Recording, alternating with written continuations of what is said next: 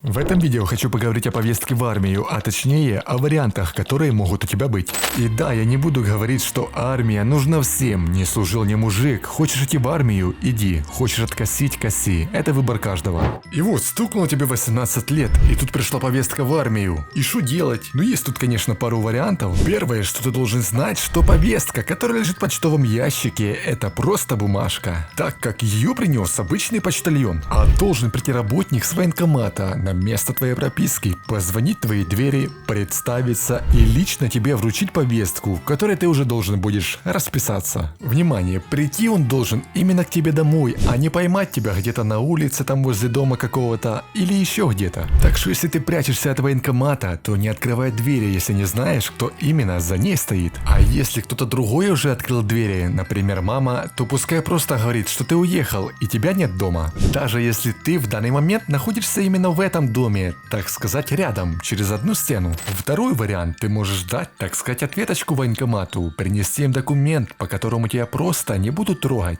Теперь поподробнее, самый простой вариант. Ты поступаешь в университет получать высшее образование. Там есть два варианта. Первое – дневное обучение, и второе – заочное. Тебе нужно выбрать первый вариант, так как второй не работает с военкоматом. И вот, поступил ты в университет на дневное обучение, или, как говорят, стационар, и говоришь: дайте мне документ, что я у вас учусь. И через пару дней они выдают тебе документ, и ты просто идешь в военкомат и отдаешь им этот документ, и тебя не трогают, пока ты учишься. Другой вариант, но уже посложнее. Ты устраиваешься на работу, а именно полицейским, пожарным, спасателем, врачом или же учителем. Можно физруком, но без образования не возьмут. И вот выбираешь какие-то из этих вариантов, и тебе также дают документ, и ты его относишь в военкомат, ну или там сами они его отправляют, и все, тебя военкомат не трогает. Но есть тут один минус, тебе нужно будет обязательно работать до 27 лет. А если ты уволишься, например, в 25, и военкомат такой сразу: о, дружок, а ты там уже не работаешь, ну давай-ка,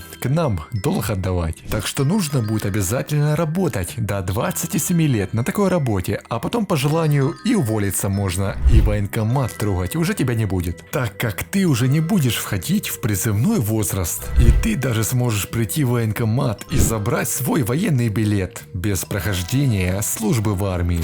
Третий вариант довольно опасный. Если у тебя есть знакомые врачи, то за определенную сумму можно тебе написать, что есть у тебя проблемы со здоровьем. Но военкомат все равно будет тебя таскать по своим проверкам, и есть шанс, что ты будешь здоров. Можно еще, конечно, полежать недельку в психбольнице, после чего уж точно военкомат не заберет тебя в армию, и ты получишь белый билет, но вариант такой себе. Четвертый вариант. Ты выезжаешь с квартиры, где прописан, и живешь либо у родственников, либо арендуешь квартиру. И работаешь неофициально, так как если ты устроишься на официальную работу, то тебе сразу же пришлют повестку туда, и такой директор: оба, так ты ж призывник. Вариант номер 5. Если ты решил пойти в армию и отслужить, то сделай это с умом. Устройся на официальную работу для того, чтобы получать зарплату во время службы, а именно с этой работы. Потому что нормальная такая сумма насобирается за год службы или же полтора, а потом придешь и по желанию захочешь уволишься.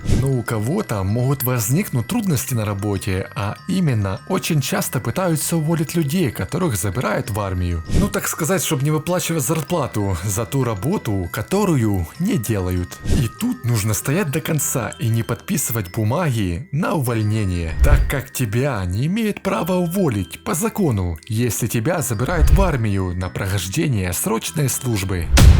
Если знаешь еще какие-то варианты насчет армии, пиши в комментариях. Ну что могу сказать, на это у меня все. Ставьте лайки, подписывайтесь на канал, жмякайте на колокольчик, да и про комментарии не забывай.